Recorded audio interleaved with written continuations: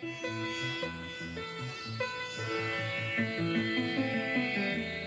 the wire. On the wire.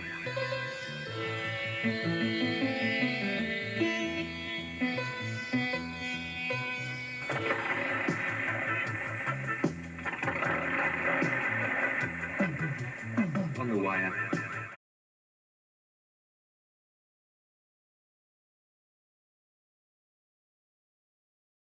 And here she is, Angel Young.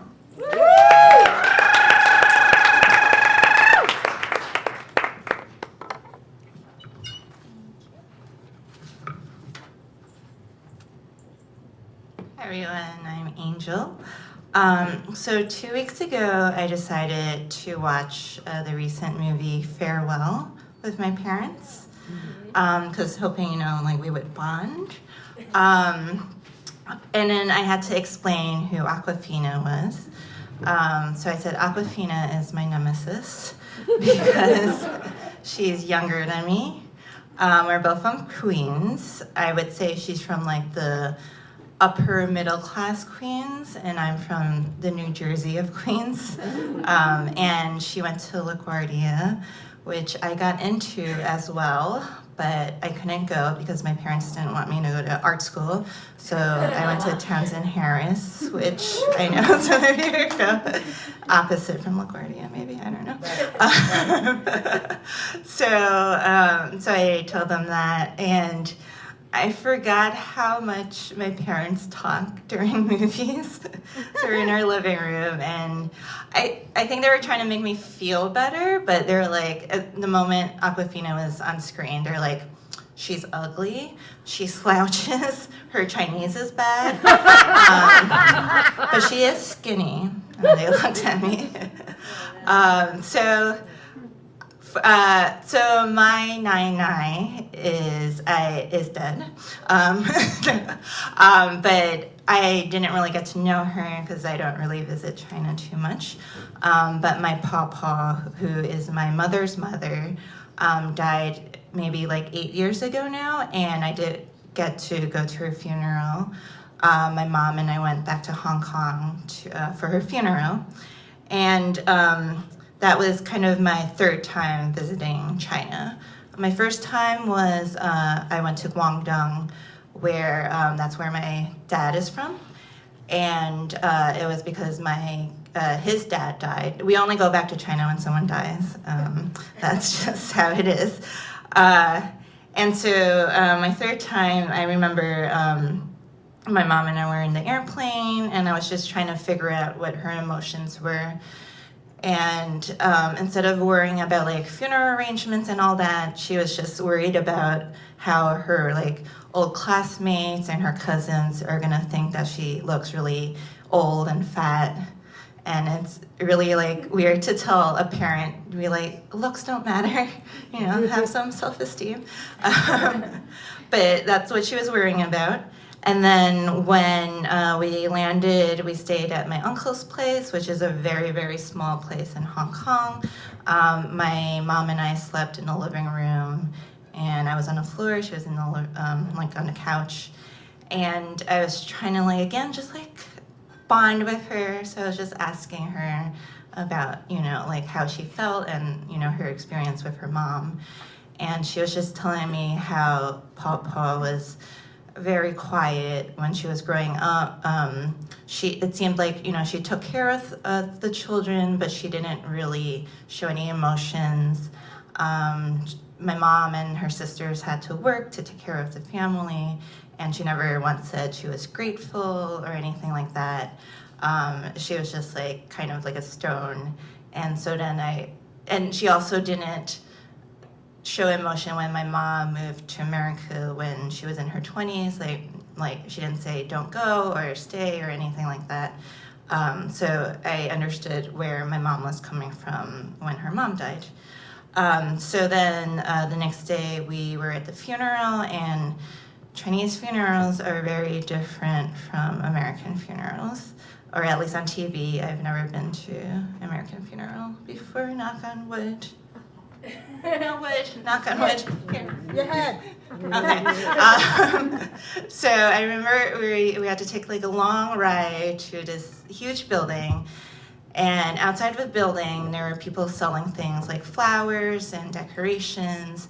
And in Chinese culture, there's a lot of things made out of paper, and you kind of like burn the paper to like, it's like gifts to your dead loved ones.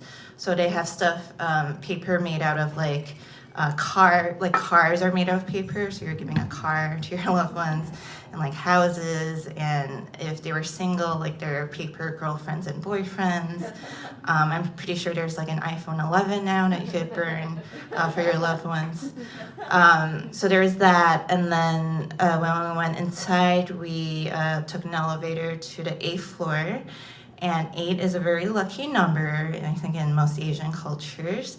So I'm sure my parents paid a lot for that. And just so you know, 4 is bad luck. So table number 4, just anyway. And then once we got to the 8th floor, there were just so many rooms with little like funerals happening, and it just felt so impersonal. And like passing by 10 rooms with other people's like funeral arrangements, and then finally we were at my grandma's space, and from there it felt even a little bit more impersonal. There was a monk there, and then there was like a I want to say like a wedding coordinator, but a funeral coordinator. She had like a headset, and she was like telling us where to go, and she was asking us our relationship with the grandma, so we had to dress accordingly, and we wear white in Chinese funerals. And then we were just kind of doing whatever they were telling us to do. And it just felt weird because there was like we didn't have any eulogies. We didn't have anything like how great my grandma was, or, what her life was. And then I even remember there was a relative who like tapped me on the shoulder, and she was like, "Sanyong." And I was like, "No, I'm the daughter of Sanyong." And then they're like, "Oh." And then they saw my mom, and they're like, "Oh." And then my mom looked at me, and she was like, "See, I told you they're going to judge on how old I was." And then so the one thing that struck me was that no one cried. And that's when I like kind of realized, like a lot of my family, and maybe the culture, is that you don't show emotion, you kind of like put it in your heart. And showing emotion is weak, and they don't really believe in like mental health is awareness. So I even remember when I was doing just like a regular checkup in Chinatown, and this was in high school, and they gave me a survey, and it was kind of like telling you you have to rate like your sleep health, your anxiety, and everything. And I just remember feeling so relieved getting that survey, and I was like, finally, like I get be diagnosed with something, because I feel like I'm sad all the time. I have so much anxiety, I can't sleep. And so I filled it out like how I truly felt. And then we went through the checkup, and then finally when we got to the survey, the doctor looked at it, and he was Chinese, and he just kind of brushed it off. He was like, they made us do this. You don't have like depression, you don't have anxiety. Everyone is nervous, everyone can't sleep. It's like an everyday normal thing. So I was like completely like, oh, you're right. I don't have it. I don't know why I made a big deal out of it, because he was a doctor. So I was just like, you're right, this is a normal thing. And so that's why I felt like it's something that I didn't need help with, but I do think I needed help at that moment. So, like my parents came here to America when they were young, and they didn't have any family around.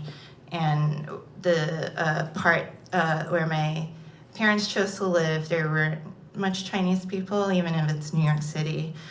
So they didn't have friends around either. So I kind of grew up alone without like any relatives. I didn't have any nosy aunts or like annoying cousins, or grandmas that would give you caramels or fancy hats. I don't know. I don't know what your parents give you. And I really wanted that so bad. I wanted like just to feel less lonely. So then back to the funeral, they brought out my grandma's body, and it was kind of like behind a glass. It felt like I was in a museum or something. And that's when my aunt started bawling. She was just crying, and she was just yelling, "Mom." And my mom and her daughter, my cousin, felt so embarrassed by her emotions, and they were just like trying to calm her down. And it just felt weird that, again, they were just judging her. And that flashback to when the first time I was at my grandpa's funeral. I remember I was like 5 at that time, and we were on a train back to the city, and one of my cousins asked my mom why I wasn't crying. And my mom was like, "Oh, she's very young. She doesn't have any emotions yet. She haven't developed feelings." And then I was like, "Excuse me." In my head, I didn't say it out loud. I was just like, I never met my grandpa, so that's why I'm not crying. I know what sadness feels like. But then when they had my grandma out and my aunt was crying, and I finally, saw her, and I knew my grandma. She did visit New York a few times, and she was quiet, as my mom said. She was shy. She often wondered if I knew how to speak and understand Cantonese, which I do. But I was also very shy, so I didn't get to talk to her. And I think it was hard because I didn't get a chance to know her because how quiet she was. And she didn't get a chance to know me because how quiet I was. So we didn't get to know each other. And that's when I started crying. So this funeral, only my aunt and me showed emotions. Okay, thank you.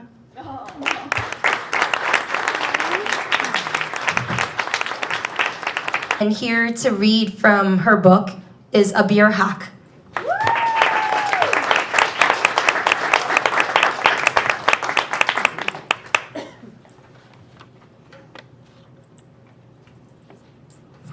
Yes, thank you. Can't be without my wine. I'm actually not going to read from all of which. I wrote a new piece for this, which... Sorry. No, it's totally fine. And you can buy all of which from your indie bookstore or evil Amazon. So I'm from Bangladesh. I grew up in Nigeria, but my parents are originally from Bangladesh, and I go there every year, usually during the winter when it's not so hot, but it's way more polluted. And so this is about a recent trip that I made to Bangladesh. So this January, my nephew Omar got married to his girlfriend of 4 years, Tara, in Dhaka, Bangladesh. Omar and Tara are both Bangladeshi, in their mid-20s, from upper middle class families. They had met at the most prestigious business school in Bangladesh and were rising quickly within their separate professional careers in Dhaka. They were in turn sweet and witty and deeply in love, and their wedding was manifest with fairy lights and flowers and jewels and gorgeous outfits. You would have never guessed from the pomp and circumstance that Omar's dad, my cousin Nobi Bhai, and his wife Eli Bhabi were dead set against the union just a year ago. Why, you might ask? There were two main reasons. The first was that Omar and Tara were having a so-called love marriage. That is, Omar's parents had had absolutely no say in who their son was going to marry. This absence of familial control is sacrilege in many circles in Bangladesh, sometimes even amongst progressive types in Dhaka. The second reason is perhaps more damning, so to speak. From a group family photo, it could be seen that several of Tara's family members were quite dark-skinned. Tara's own complexion was passable, but the genes she might share with future generations is perhaps less promising. I'll add that Tara is the same shade as my nephew Omar, perhaps even a tad lighter, although you might guess that women are judged a little more harshly on this than men. So you probably get why this situation is unjust, but let me describe why it's not just on some white Western level. First, the love marriage. In Bangladesh, the concept of a love marriage is more and more of a thing. And even with arranged marriages these days, if you're introduced to a suitable boy or girl, it's often okay to get to know them and make up your own mind about whether you want to put a ring on it. But arranged marriages are still par for the course, especially in rural areas, which is most of Bangladesh. Consider then that my dad's side of the family is from the village of Barahipur, which is very far from the madding crowd of Dhaka. Omar's dad, Nobi Bhai, my cousin, grew up in the same simple one-story building that my dad grew up in, and his dad before that. There's nothing but ponds and orchards and rice fields for miles around. Because my dad is one of 6 siblings, there are 26 of us paternal cousins, and 21 of them grew up in Barahipur, in the village. Every single one of those 21 cousins was arranged, except for one. Guess which one? My Nobi Bhai. At age 17, he fell in love with Ellie, the police inspector's daughter from Feni, the big town nearby, and they eloped, much to the utter dismay of both families. That's right. The one couple who got together for love didn't want their son to do the same thing.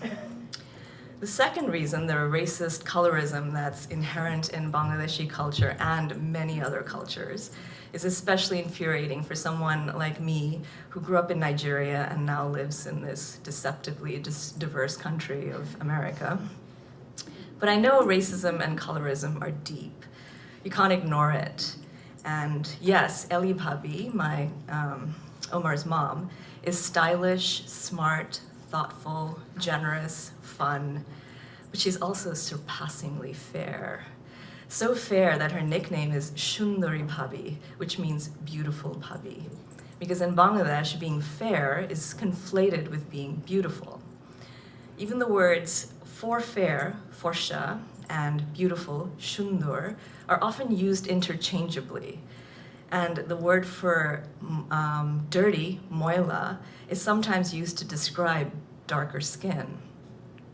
So in a way, I can't totally fault Ellie Bhabi for wanting the kind of privilege and status and beauty for her son that she gets because of her own fair skin, even though it's also totally unfair and horrible and wrong.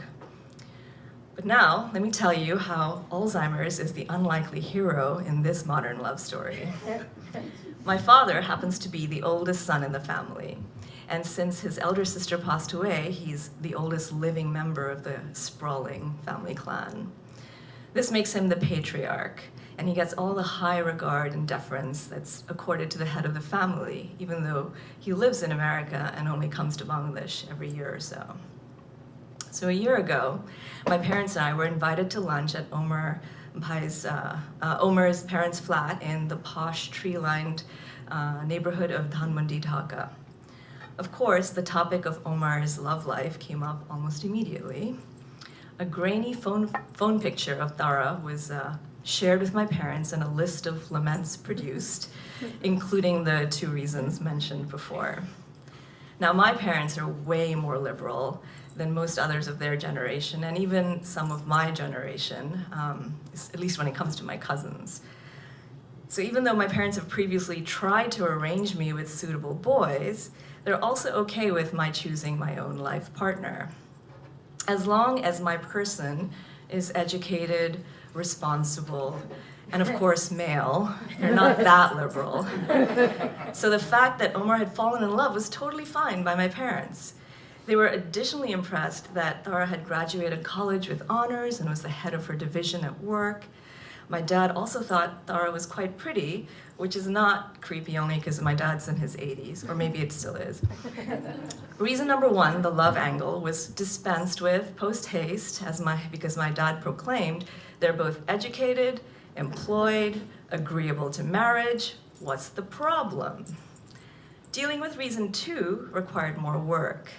My mom, herself a respected elder, tried to persuade Elipabi that Tara's family's darker skin color should not be a barrier to marriage. After all, she said, Tara herself was fine, and tall and slim and attractive to boot, along with her many aforementioned fine qualities.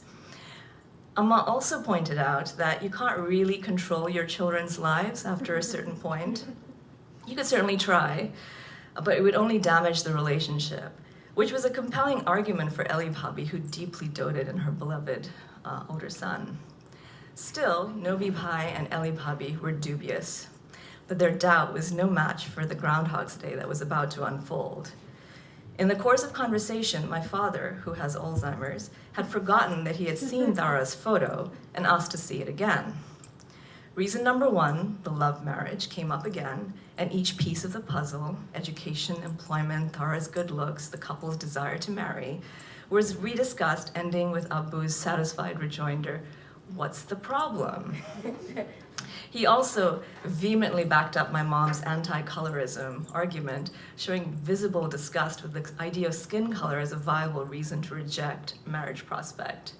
If you remember, I spent like 14 years in Nigeria, so we'd all lived in surrounded by black people, and so we were kind of insulated from this for a long time.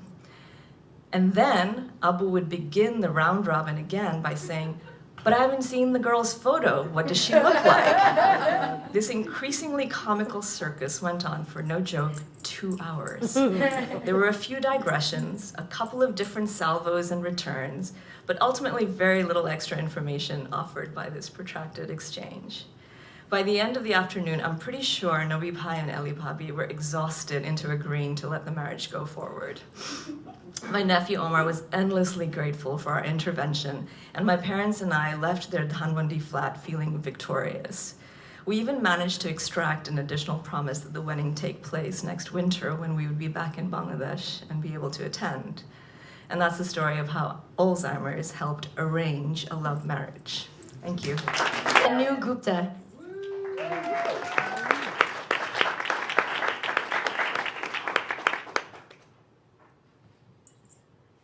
Making his way over here.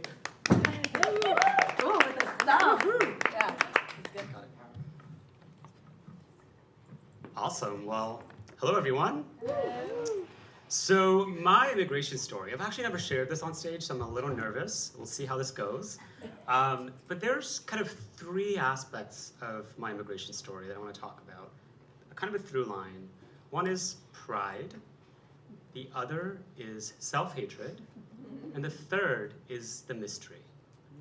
So I was born and raised for the first 10 years of my life in Old Delhi, in Chandni Chowk in India. So this is a very historic part of the country. You know, spice markets, sandal markets that have been around for thousands of years, just there. People everywhere, kind of chaotic, but also beautiful. So when I was growing up, I would go to school, and every morning before we kind of went to our classes, we had to sing the Indian national anthem. Jana Gana Mana Dhinayaka Jaya He. Keeps on going. 3 other songs. Lots and lots of pride. Pride. You have to be proud to be Indian. You are here. This is who you are. Kind of ingrained in us from a very young age. Then I'd go home, and I grew up in like this huge joint family. It's very common in, Indian, South Asian cultures. So my grandparents lived with us, our aunties, our uncles, our cousins. They would just come over in this old part of town. And the interesting thing was, when I was growing up, there was always 1 or 2 people missing from the 4 people, my parents and my grandparents, my dad's parents. They were always in America. So there was already a through line there. Before I was born, there was this idea of America, where my dad wanted to immigrate here because he loved it so much here. This idea of freedom, the American dream. So growing up, one of the parents or one of the grandparents was missing, and whenever they'd come back, I would hear a lot of stories. How great America is, how clean America is, how organized it is. People are so honest, they're so clean. Unlike here, India, so disgusting. People everywhere, so corrupt, and the list goes on. So suddenly I was like, oh, self-hatred. Oh, so there's something wrong with being Indian. So I was like, this is interesting. There was one thing that was funny about America that my grandma shared when I was 6 years old. America is so free that men marry men and women marry women. Isn't that ridiculous? Ha ha ha. And I was like, oh, that's interesting. I'd never heard of that. This is like 1991. So fast forward, around that time, one thing I noticed with my grandma was she woke up every morning at 5 a.m. She'd kind of prepare her thali. She's Hindu. She was Hindu before she passed. And would just do prayers every morning. And I would wake up with her, follow her around the house, with the flame, with the sweets, with the flowers, do her sun salutations to the sun. And it was kind of beautiful. And there was this through line of the mystery that pervaded my life. I remember this one holiday. It's basically the burning of Holika, which is right before Holi. So a lot of you know people throw paint everywhere. It's become a whole fad now. It's actually a tradition. So people throw paint at each other as a way to become one and invite spring over. But the day before that, there's a mythological story around this where people burn fire pyres in every street with kind of tons and tons of oils and sweets, and there's like huge flames that just go about. And it was there's like no separation between the natural world, the animal world, and the people world. People of all religions, everybody's around. So it was this mysterious thing that I was kind of part of growing up. And then we moved to America. So finally, from the 80s to mid-90s, I'm 10 years old. Suddenly I'm transplanted into New York City, the neighborhood of Flushing. Anyone from Flushing here? Well, that's where I, learned to be American, I suppose. And suddenly I come here and I'm surrounded by lots of sixth graders, and they're wonderful at first, but then slowly I'm beginning to notice there are things about me that aren't right. I don't wear the right jacket, I don't wear the right clothes, my shoes are dirty, my socks, my hair. Again, just the beginning, and I see some people smiling because that's kind of what happens in middle school. Suddenly one day in middle school, I start hearing this word, you're gay. Okay, great, I'm happy, I get it, wonderful. So this kind of continues on for a while. Your smile is so gay, your hands are so gay, your gestures are so gay, you walk like gay. So one day, I literally went up to one of these bully dudes. His name was Eric. I was like, Eric, what's the problem? I'm just a happy person. Why do you have to remind me of this all the effing time? All the time. And he was like, you don't get it. I was like, no. So for whatever reason, he pitied me. So he just walked away and stopped bullying me moving forward. But I was still like, what the hell is this? So I go home, internet had just started. I go on AOL and I'm going on the search thing. I'm like, Mom, can I use the internet for 5 minutes? So I'm like, what is gay? Gay is a colloquial term for a homosexual. Homosexual? What is homosexual? Homosexual is a person who is romantically or sexually attracted to the same sex. I'm like, whoa, that exists? That's so cool. I'm that, yes! And suddenly I'm like, whoa, there's a huge sense of pride. Dude, this is what I've been feeling for a while, but now that I'm 11, I know this. But then a sudden realization hits me where I'm like, oh, but I don't think it's safe to be this because everybody has been making fun of me for 2 years and I had no idea. And then suddenly I'm drowning in the feeling of shame. Oh my God, the way they said my hand moved and the way I was wearing my clothes and the way I styled my hair, the way I spoke, the pitch of my voice. Everything about me suddenly became something to be ashamed of. Ooh, and the self-hatred entered again. Now it was around what I am is something I can't change. But with that, there was this mystery. So this happens a lot. Both my parents are doctors, so they're very of the scientific mind. And in India, I probably didn't see them very much because they were either traveling or working really hard. But once they came to America, they wanted to like really go back to their roots. So we would go to temple and we would do all the rituals. Like I've never seen my mom ever pray. Yet when she moves to America, it's like a huge part of her identity. So that kind of mystery that was there in India kind of continued on here. And if you've been to Flushing, there's like 17 different Hindu temples everywhere. So that's what we would visit. So there was a way of like consistency that was happening. But these three things of pride of knowing who I am, yet hating who I am, with this mystery continued on. And clearly my passion was always around doing social justice work. So I was very, very passionate about wanting to do things that would create more equity in the world. And I did that in college and afterwards. Yet there was this kind of a thing that was always around as I was slowly coming out, that you have to be proud of yourself. You have to be proud to be gay, you have to be proud to be a person of color, you have to be proud to be Asian, you have to be proud. Yet, and I was, yet I would hear all this messaging that underneath the pride, there was still the self-hatred. I am not good enough. Yes, it's Asian American History Month, and I am proud, and I'm going to talk about the Asian American history and how the first Sikh Americans landed here in the 1880s, la la la. Yet, there was part of that pride that was trying to justify my existence. What's that about? It didn't feel good, yet it was still there. So, about 12 years ago, I kind of fell into this massive depression. I was just like, whoa, like, on the one hand, I'm being told, be this, be this, be this. Like, I'm being shoulded to be good, to be like that front runner gay, to be that front runner Asian, to be that front runner activist. Yeah. On the other hand, I kind of hate myself. I wish I was white. I wish I was straight.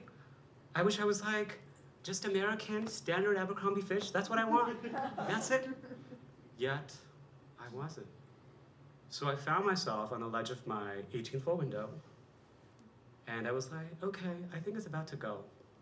The time has come. I gotta just leave this thing. So I was like 23 at the time, 24 maybe. Yet, so as I'm standing on this ledge, about to be like, okay, peace out world, suddenly I have this insight. That mystery returned. And it literally made me see that all these ideas, these thoughts that were happening around me were just stories. They weren't really me. And I was basically prescribing myself to be these ideas of myself, yet I wasn't. So suddenly I'm like, whoa, what the hell's going on? I got off the ledge. Literally, I met this woman a week prior. She's Korean American at this kind of leadership retreat. And for whatever reason, I had some kinship with her. I called her. I'm like, hey, I need you right now. She lived up in Harlem. I was in like Midtown. It's like, okay, I'll be there. She arrived in 3 minutes. Calmed me down. And I was like, whoa, craziness. I was just about to go. Thank God I'm alive. And then I was like, okay, we really got to deal with this shit, because this is not just mine, it's all of us. Pride, self-hatred. They're kind of the two sides of this whole thing. Yet it was the mystery that kept me alive, I think. So I was like, okay, I'll do the best thing I always know how to do when all this stuff goes down, which is to meditate. Yes, I like to meditate. I've meditated a lot. I love meditation. So I meditate, and I'm like, okay, self, what's going on? What's going on? What is this pride and self-hatred thing? And the deeper I went into the feelings of self-hatred, into the feelings of even pride, because beneath the pride was self-hatred, because it was trying to justify the self. Suddenly, there was an opening, which was honor. It was the first time in my life where I said, wow, I'm not proud. I don't hate this. I'm honored to be gay. I'm honored to be Indian, to be Asian, to be an immigrant. I'm honored. That's the life force that's taken through me, at least in this experience. And I can say that this wouldn't have happened, for me at least, had I not been an immigrant. So, yeah, that's my story. Such an honor. Thank you. Wonderful storyteller who's been on the Moth, Stories from the Stage. Please welcome Michelle Carlo.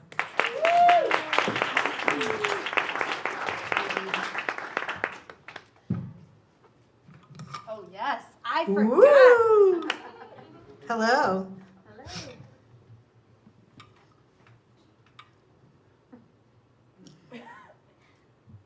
When I told my large, proud, and sometimes loud Puerto Rican and Nuyorican family that I had finally, after many attempts, been accepted to the college of my dreams, the School of Visual Arts, it was just one more drop in my historical, bottomless bucket of failure.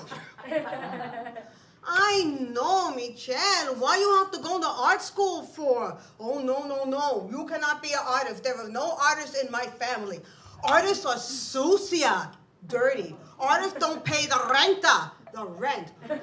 Artists are hooers, loose. And then, oh no, mija, why can't you just get a nice job like your cousin Evie? She works for a bank. Or like your cousin Damaris, she is a kindergarten teacher. Ah, that's a nice job. But being me, I totally defied my family, and I went to School of Visual Arts anyway. Graduating with honors, people! And when I graduated, there was a party that everybody was at, and after enduring one auntie and uncle after another telling me how you ruined your life, you could have been anything. You could have been a doctor, a lawyer, now you're never going to pay your rent. I've decided that now that I had graduated, I had achieved this goal, that finally I was going to make my family proud of me. So I got a job, a nice job, as a copy editor and a proofreader at an advertising agency. Whoa.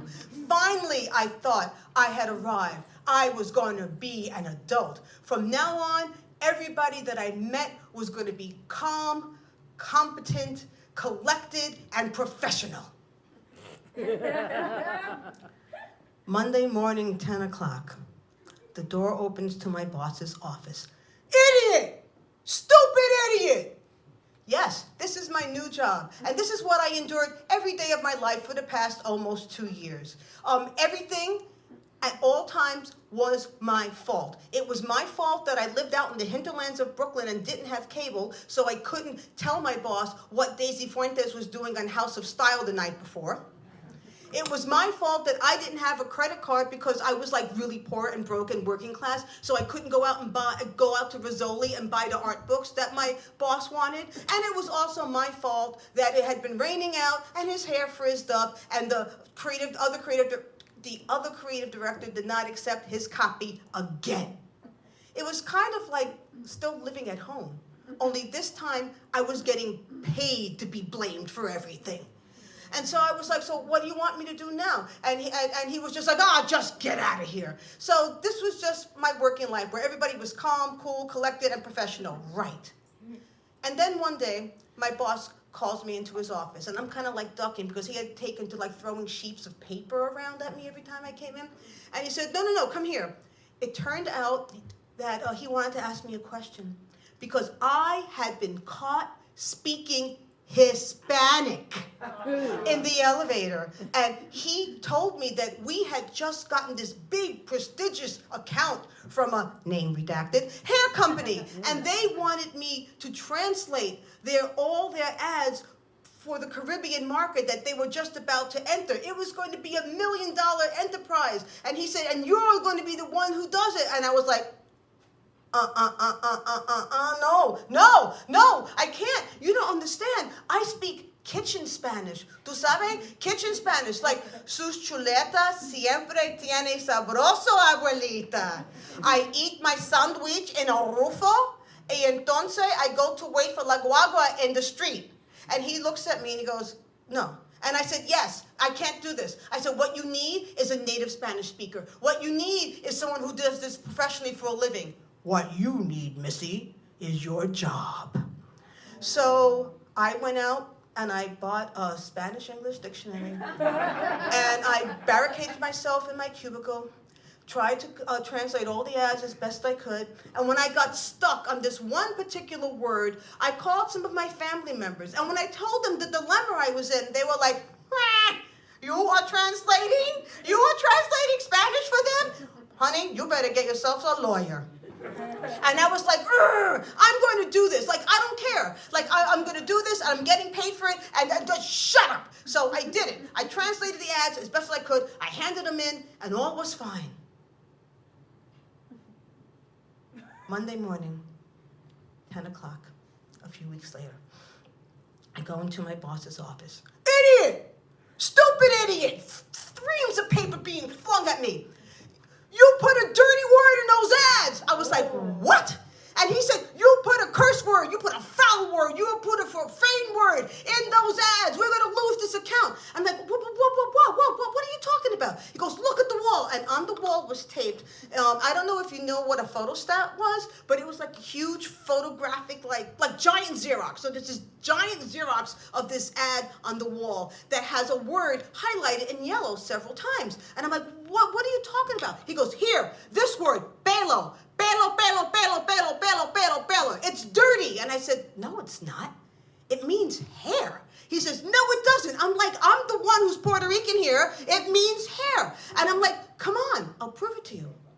So my boss and I leave the creative suite with its leather couches and fresh flowers, and we go down the flight of stairs to the dusty bowels of the other floor of this agency, where for the first time I realized this is where all the people of color worked. And every other Latino in the company besides me.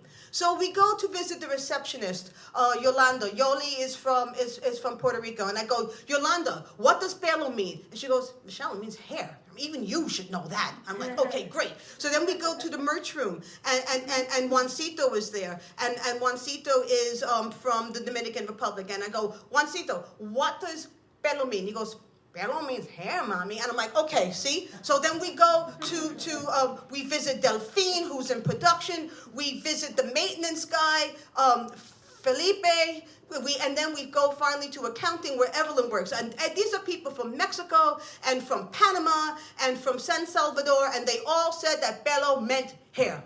And my boss is suddenly saying, oh, well, maybe So then I run into the intern from accounting. Her name is Soledad. We used to call her Soli. She was also from the Dominican Republic. She was 17, and she was also from an Iglesia Pentecostal. That is a Pentecostal church sect that was so strict. The women were not allowed to wear skirts above the bottom of their knee, nor were they allowed to shave their legs, nor were they allowed to tweeze their abundant chin hairs. I'm feeling bold now. So I do my straight cat strut over and I go, Soli, bang, bang, bang, ven aquí. Okay, so you tell him, what does pelo mean? Her brown skin turned ashen gray as she clutched me by the shoulders, spun me around and said, Michelle, you cannot say that in front of a man. It's bad. And my boss said, see, I knew it. And he walked away and told the entire company that I had translated the ad for the name redacted hair care company to say, name redacted conditioner for fine, manageable, and brilliant pubic hair. Oh. And then I was fired. And I said, well, no, you can't fire me. I'm freelance. He goes, you're fired. Get out. So I left. I just left. Went home, went to sleep. Next morning, I realized that I had left a bunch of stuff behind in my cube. So I figured, okay, let me go in and get it. What are they going to do, throw me out? So let me go in and get it. And as I enter the office, it's eerily empty. And I hear like a little bit of commotion going on from the big conference room. And I go into the big conference room, and the entire office is in there because this day was the day of the verdict of the O.J. Simpson trial. And in this room was a large television. It wasn't flat screen. They didn't have that back then. It's 90s. So it was like there was a large. Actually there were two TVs that were on for the trial, waiting for the verdict. All the Black and Latino employees on one side of the room, all the Caucasian employees on the other side, and in the middle, me and the lone Chinese employee. And because that's the way it always was. And when the verdict was given, all the Black and Latino people started cheering. all the Caucasian people were just like, and me and the Chinese girl, we just left. But then this is when the rest of it started, because as I'm packing up my backpack with my meager belongings, we hear rumors starting to come in. They had taken over Grand Central Station. They were holding a protest in Penn Station. They were mugging people at Port Authority. And all the mostly Caucasian, mostly upper middle class daughters of suburbia who were the account managers all were quivering in fear because they were in the way of them getting safely to their suburban homes. And who do you think walked these quivering women home? You got it. They did, on the other side. And someone said to me, Michelle, do you need to be walked somewhere? I'm like, no, I don't need nobody to walk me nowhere. I'm going home. So I go in the elevator, and my boss is in there, and he's just staring straight ahead, and like, what am I going to say to him? I'm fired. It's over. But when I finally get back to Brooklyn, on the porch, there's a box. And in the box was a letter from Name Redacted Hair Care Company, along with 6 bottles each of their Name Redacted shampoo and conditioner. And the letter thanked me for my invaluable contribution to their Caribbean campaign. And I said, oh, all right, I don't got a job, but at least I'll be clean. Next morning, 10 o'clock, phone rings. It's my boss. Hey, why aren't you at work? And I'm like, what, you fired me? He goes, you can't be fired, you're freelance. Get your ass in here. So I go to work, and we did not lose the account after all. In fact, I was like the hero because for using the word pelo, which is a colloquial word for cabello, which is the fancy word for hair. And Name Redacted Hair Care Company and I outlived my boss's tenure by 7 years because he was the one that ended up getting fired. And for the next year, I had the most manageable, conditioned, and brilliant pelo in all of New York City, all over. Thank you.